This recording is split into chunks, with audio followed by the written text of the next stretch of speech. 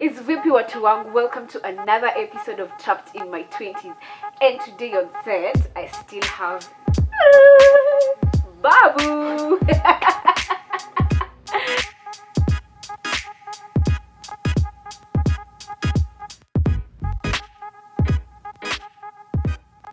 Salimia wase. Vipi was saying. So guys, thank you so much for subscribing, liking and commenting. And so we've had this conversation a few times. Relationships really form a big part in our lives, especially in our 20s. I feel like that is where we make it or don't make it in our 20s when it comes to relationships. Like, it sets the foundation. Well, not really, but for most people it sets the foundation.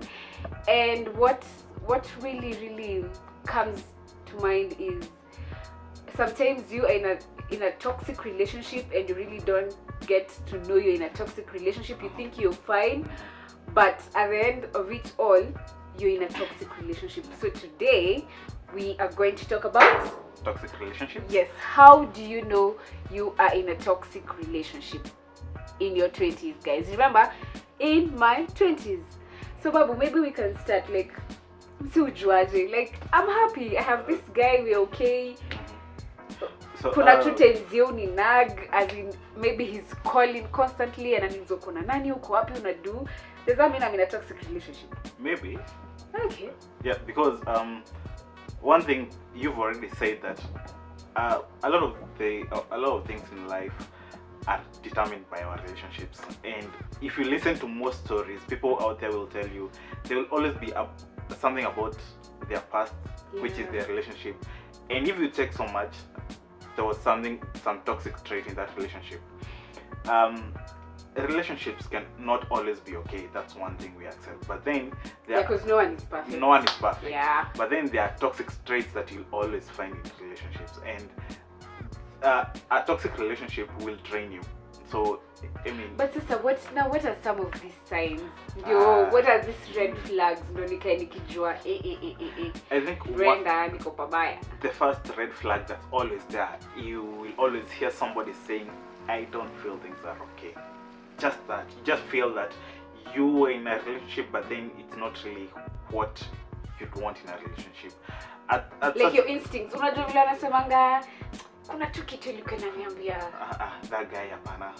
So anytime, like, okay, well, there are times I'd kubali that there are times hizo instincts zimework, but there are times you're like, it was just But so does it mean when in a relationship and you feel like this is not going anywhere? That's a red flag. Why?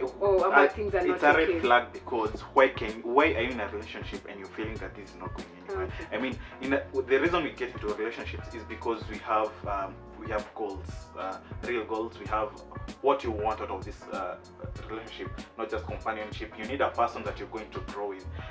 If at a particular point you feel no, this person, you are doubting that, you doubting this person, you doubting being in a relationship with this person, I mean, that's already a red flag. Yeah. Plus, I also feel like anytime I'm in a relationship with someone and they keep on, like, if you have I know I don't know if everyone has trust issues, but I feel like if you come across someone who has trust issues, for me that's like a no-go zone for me. It creates a lot of insecurity in a relationship, you know? Like, I just can't tell you, I'm going out with my girls and ushindo umenipigia simu like a million times. I think that's another toxic trait that happens is insecurities. And so insecurities happen in such a way that a person won't be really comfortable, like just like you're saying, unatoka and then your partner really wants to know umena na nani and every time you're taking your phone, he's texting you, what are you doing right now, mkona nani, unarudi sanga. And I feel like some partners won't come out directly asking you, where are you, what are you doing. They'll be like calling you and asking you, oh babe, nilikuwa nauliza, you know, like trying to get info from you. Like, I feel that's too much. That's too much. There's that one. And then I also think another thing is there are these partners who will always be dressing you down, like on your case. Hiyo nguo hapana, hiyo makeup leo hapana. But and then it's fully like Now that I they're can bringing really down your relate. self-esteem to a point now you start asking yourself, how best now do I do to make this guy happy? He's not happy with the way I'm dressing. He's not happy with my makeup. He's not happy with the way I'm talking in public. You know, and then this actually happens mostly because also about personality clashes. Sawa. Where personalities are Indian, because yeah. you find a person who might be introverted and then an extroverted person. In public, this extroverted person will be everywhere, will be talking to everyone, and then this introverted person might feel this is too much. So what they will try to do, they may try projecting their personality on you, and now that will start affecting your self-esteem. You find a person who before you knew them, they were so talkative, but then when they got into a relationship, walinyamaza. So you start asking questions, what's happening here? It's because you find that their partner has played a role in this, like dressing you down. You're talking so much. I can relate because at some point I dated someone like that. Man, it was too much. Ati unavaiva unaenda? I'm like, ati ume, because there's a time I had, Lord, but I hope he's not watching. There's a time I braided maroon. Maroon kwa kizungu ni nini? Maroon is maroon. Maroon is maroon kwa kizungu, sorry. I braided maroon braids. Like, umesonga maroon kwa kichwa. I'm like, kwani there's an issue with maroon? Yeah? Like, it was so okay. Eventually I left.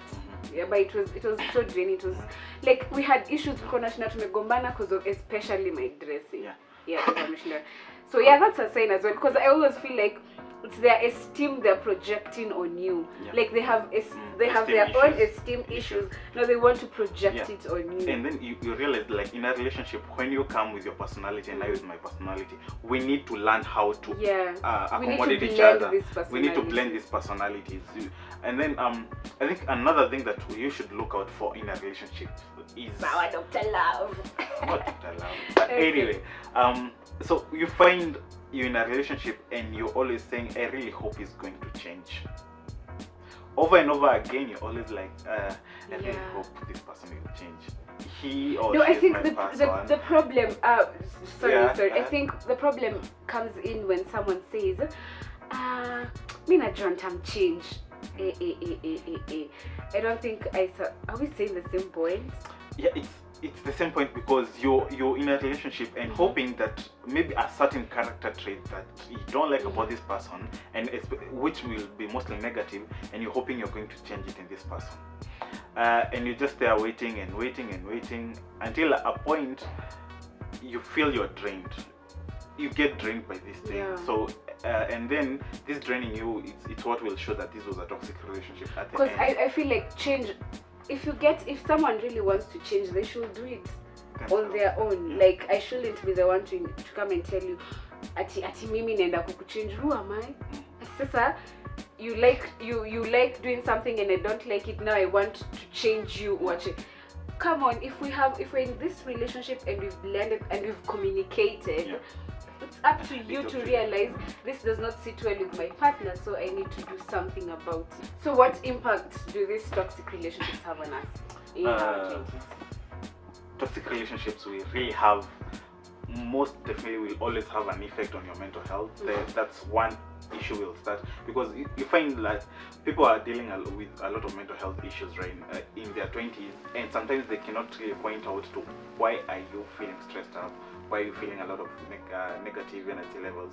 So I think one thing that toxic relationships can do to a person is they can really lower your self-esteem. How do you feel about yourself? Because you see, in a toxic, maybe if you had a partner who never praised you, never showed you the best things about you, and they are always showing you the negative things about you, you're doing this you're not doing this right. So I mean, at the end of such a toxic relationship, you won't be feeling that self-worth. I think also toxic relationships make you more aware of what is going on now around you, because now you'll be like, I was in one toxic relationship, so now like you're so alert anytime you get someone who has the same traits as your ex, like you're aware, you're like Upper CND. Yeah, that is true, but then you would realize they can also breed a lot of negativity within you, in the sense that you get from one toxic relationship and then you jump when you get into another relationship. You're not really sure if this relationship is working. No, but you can always give yourself time. Not always, because you already used to something negative. No. You're already used to something negative, by the way. What I'm saying is, see, I've been in a toxic relationship. Yeah. It didn't end well. It was so chaotic. It was so bad. I can choose to either take time or not take time, but I feel like it makes me aware. Like the next time I'm going, like if I'm going into another relationship, I can sense these red flags earlier and not get into this relationship. You get so that toxic relationships can make you so aware and alert of whatever is going. What you're jumping into. Yeah, and again, but then there's also the thing about that toxic relationship are not obvious. So you really need to check on the red flags that we discussed. Kwerada. No, there's the thing about mental health, like not just your mental health, but then your general health. You find when a person in a toxic relationship, maybe you're not actually even feeding well. You're drinking extremely, like to drown all this toxicity, and then it starts getting having a toll on your general health, on your general health. We have people who have been hospitalized because of being in a relationship. So what are some of solutions? Like what can we do to curb toxic relationships? One thing that I always say is, guys, communication in a relationship. Man, let this person know how you're feeling, and I think because some things get breed in a relationship because you fear talking it out. You need to breed in a relationship the aspect of communication.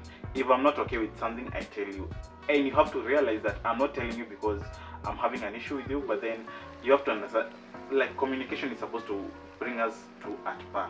Like, you understand what I feel, and then because you're also within this communication, you also communicate back to me, and I know how you feel about something. I also feel like people really don't want to be single.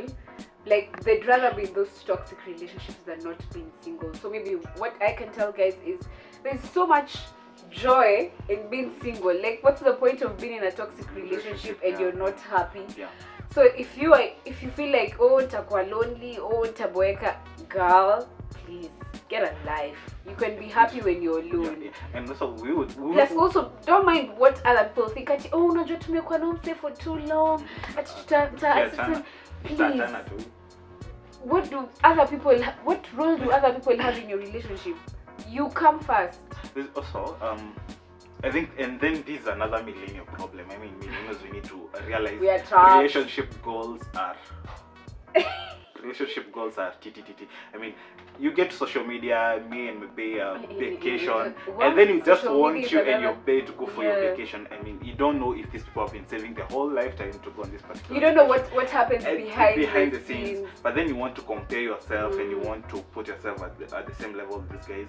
I mean, you can't. That's another facade that people need to see behind the screen of social media. I mean, as much as you're scrolling and seeing these couple girls, you really need to understand your relationship in the aspect of it, because all relationships function differently.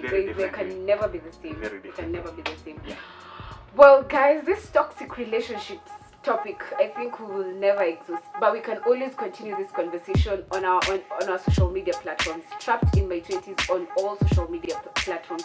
Tell us what you think. If you've been in a toxic relationship, feel free to come and share your experience. Otherwise, thank you so much for keeping it trapped in my 20s. Till the next episode.